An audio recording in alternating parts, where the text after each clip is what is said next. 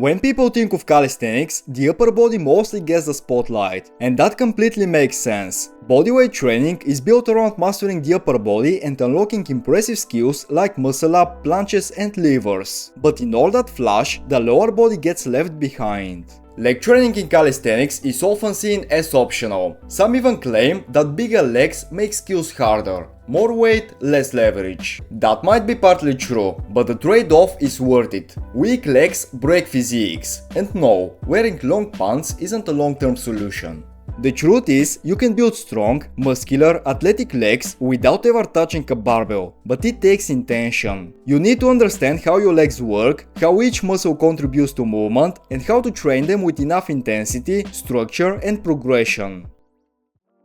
Before jumping into exercises, you need to understand what you're actually training. Leg day shouldn't be about doing squats until you collapse. If your goal is to build strong, functional, athletic legs with calisthenics, you have to train each part of the lower body with intent. And that starts with knowing how the muscles work and what they do.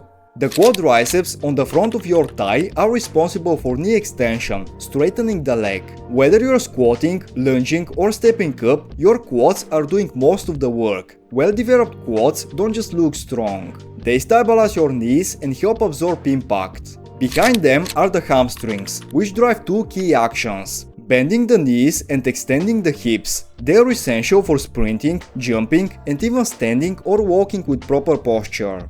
This area is often underrated in bodyweight routines, which makes it even more important to focus on.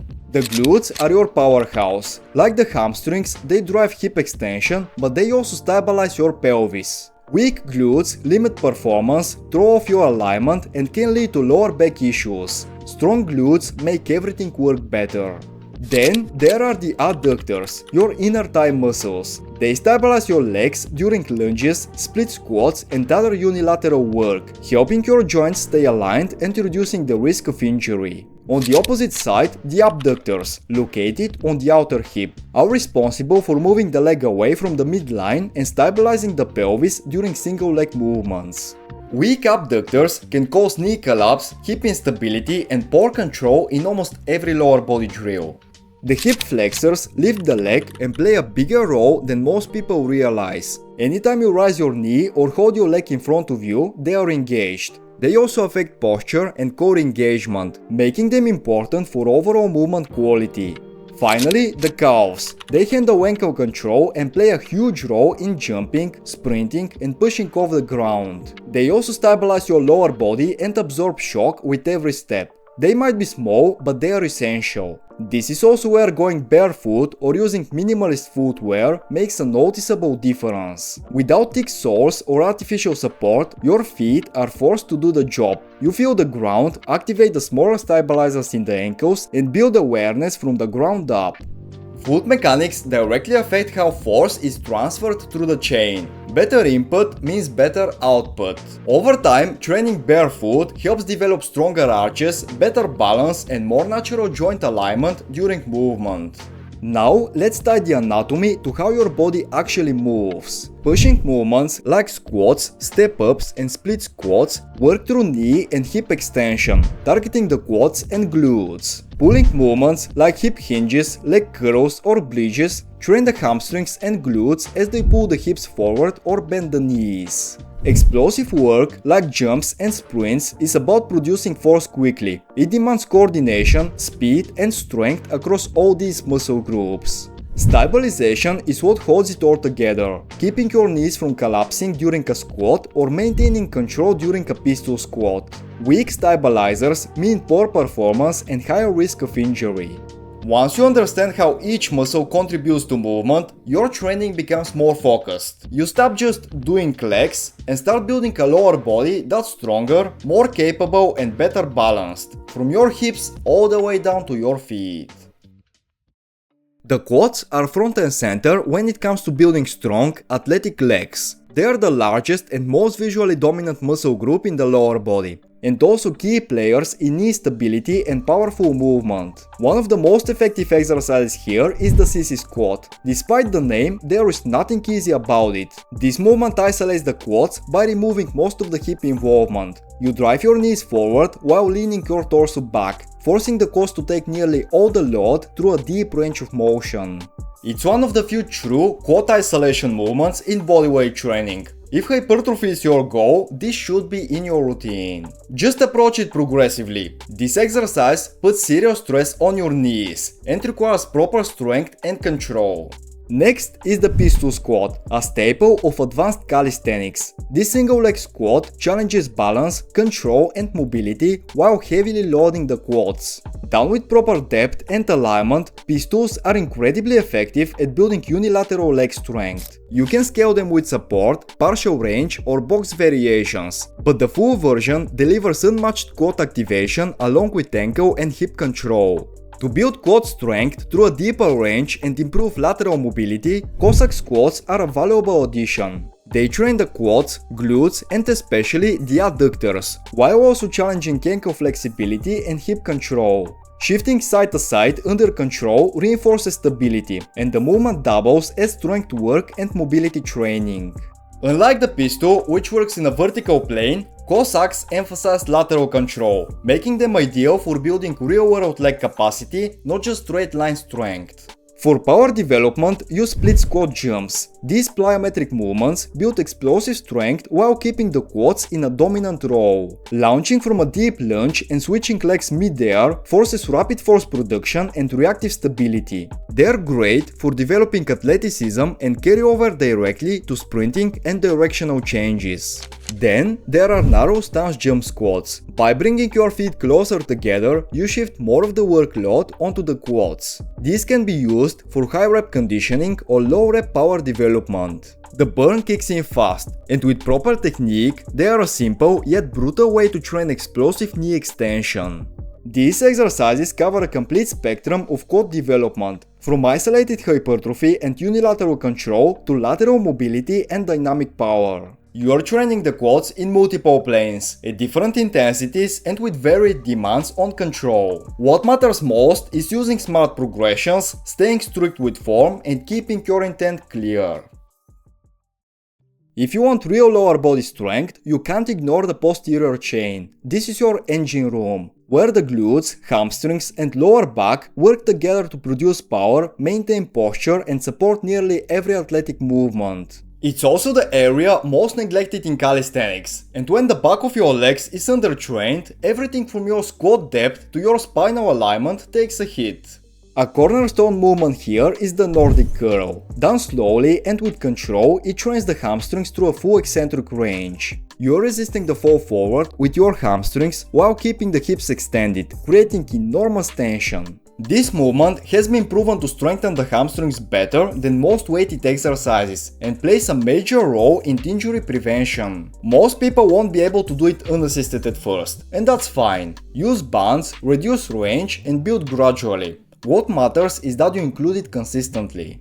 Then there are single leg hinges, essentially a bodyweight version of the Romanian deadlift. This teaches you to load the hamstrings through a hip hinge pattern, not a knee bend. You are training strength in a lengthened position, while also improving hip control and glute coordination. The unilateral setup also builds balance and fixes imbalances that compound over time if left unchecked. Glute bridges and single leg hip thrusts are another key piece. They look simple but deliver high quality glute activation when done with focus. Control the movement, hold at the top, slow down the descent. These small adjustments create much more tension. The glutes drive hip extension, stabilize the pelvis and protect your lower back, which is why they are essential to your base strength. Finally, the reverse plank brings everything together. It trains the glutes and hamstrings in an isometric hold, stretches the hip flexors and teaches posterior chain integration. When you push your hips high and lock the body into position, you are not just working muscles, you are reinforcing posture, alignment and active control. It's a highly underrated drill that complements both strength and recovery work. Altogether, these movements develop the posterior chain through different angles and intensities, eccentric control, isometric holds, unilateral balance, and stretch-based strength. Build this part of your system and everything else improves: power, posture, and long-term resilience. Calves are often treated like an afterthought in bodyweight training, but if you care about complete lower body development, whether for strength, performance, or joint health, the lower legs matter more than most people think. Calves handle force absorption, balance, ankle stability, and help transfer power through the entire kinetic chain. And visually, they complete the structure of a strong athletic leg. The foundation is simple: calf raises. When performed with control and full range of motion, they are more than enough to build size and strength. Start with 2 legs to master form. Rise all the way onto the balls of your feet, pause at the top and lower slowly.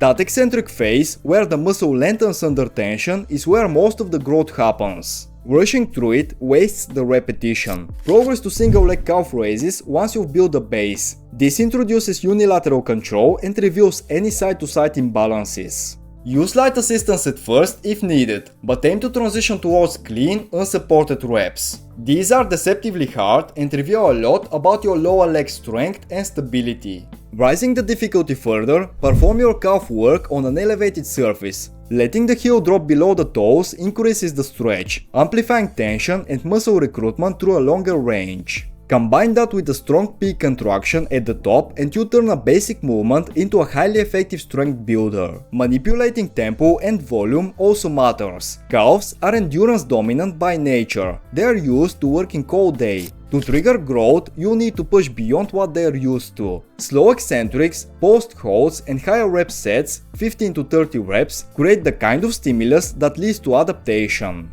Bodyweight calf training doesn't need complexity, it needs precision. Clean reps, full control, focused effort. No bouncing, no shortcuts. Just consistent, intentional work that strengthens one of the most overlooked links in lower body performance.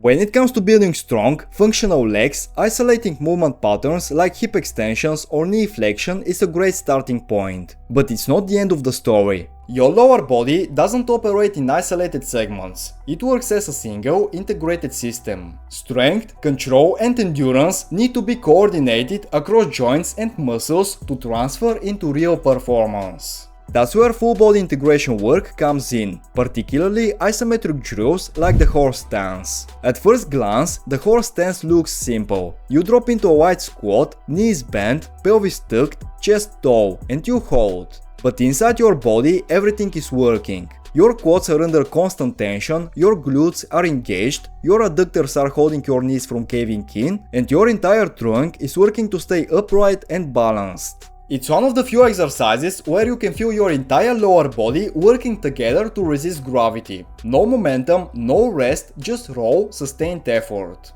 This type of isometric work builds endurance and deep structural strength in ways that dynamic reps don't. It improves joint stability, reinforces alignment, and builds the kind of muscular control that shows up in skill work and athletic movement. It also challenges your hips to open and your pelvis to stay neutral, two weak points for many people, especially those who spend a lot of time sitting.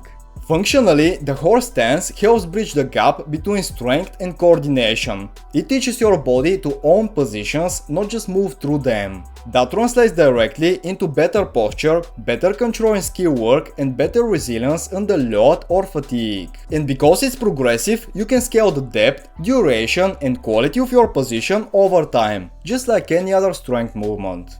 Don't think of it as a warm-up or an add-on. With consistency, the horse stance becomes a serious tool for lower body conditioning. It glues all the parts of your leg training together, reinforcing the foundation that everything else rests on. Low-tech, high output, and brutally honest, exactly what real training should be. We've covered the key movement patterns and muscle groups that drive lower body strength in calisthenics, from knee extension and hip hinging to explosive power and stabilization. None of it requires machines or heavy weights, just smart progressions, focused intent and consistency. The real takeaway is this: leg training isn't about doing more, it's about doing it right. Know what you are targeting, track how you are progressing, and use each movement with purpose, not just effort. You don't need to train everything at once. Start with the fundamentals, build control and capacity, and scale from there. These exercises aren't just about growing muscle. They are tools for building structure, resilience, and real-world performance. Skip the shortcuts, show up with intent, and let your training speak through the results.